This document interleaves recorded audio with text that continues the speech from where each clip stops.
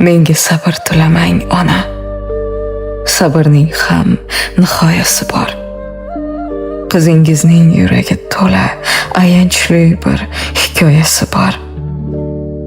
Peshonamga yozilgan ekan, bu g'amlardan qayga qochaman. Yuragimga sanchilar tikan, men dardimni kimga ochaman?